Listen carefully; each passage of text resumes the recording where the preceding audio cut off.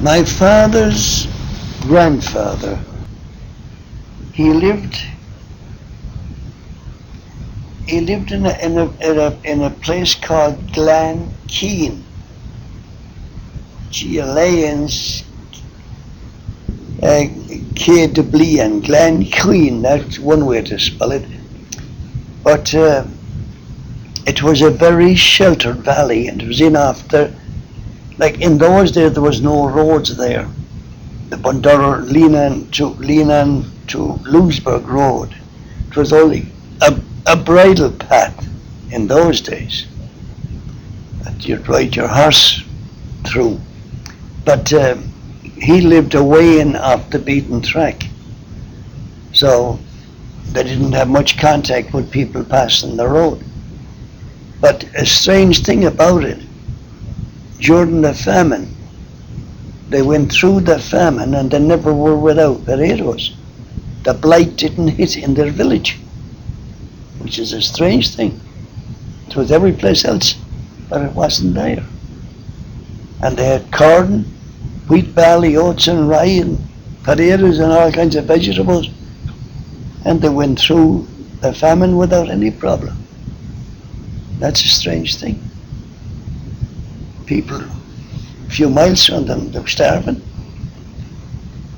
But they had a good bit of land, and they were good farmers, and they had I heard my father saying that they had 6 grey horses, and they would put a straddle on those horses and 2 cleaves, and they'd go away down to the beach, which was a long way off, and they would bring home seaweed for fertilizer for the land.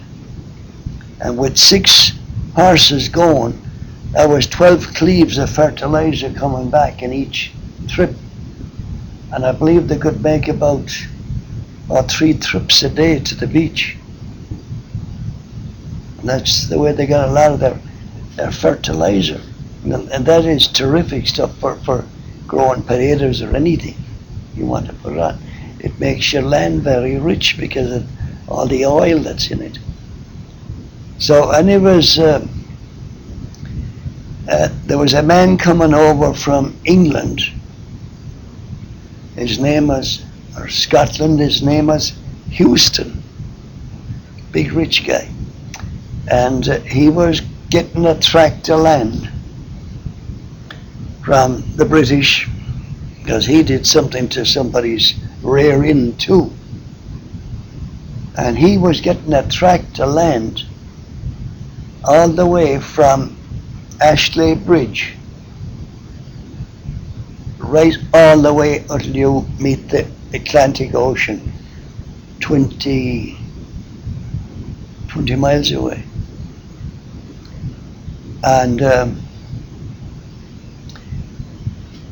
my grandfather's house happened to be in that area that this man was getting for nothing.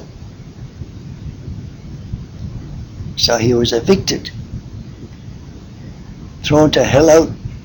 They knock down your houses and then you cannot go in, so you got to get out. So they were evicted, and they came down then to Devlin,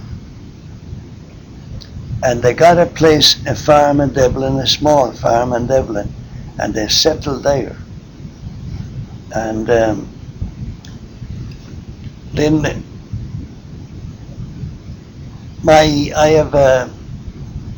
my cousin's son now, Joe Cain, is in the home place there now. They have a new house built to the old house.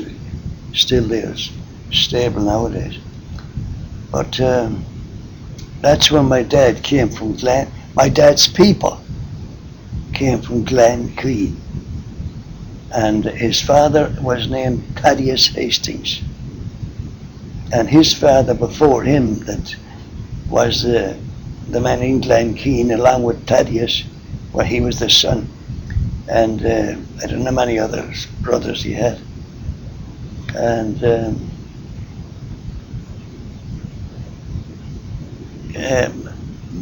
they came down then and they settled in Devlin, and the old man died, and then Thadeus was there, and he was there, and then when eventually he died, you see, and I never met my father's. I never saw my father's father or my father's mother. They died quite young. Thadeus died, he was 65 or something, and his wife was only 55 or 56, I think, when she died. So they died young. So that's the reason we never saw them.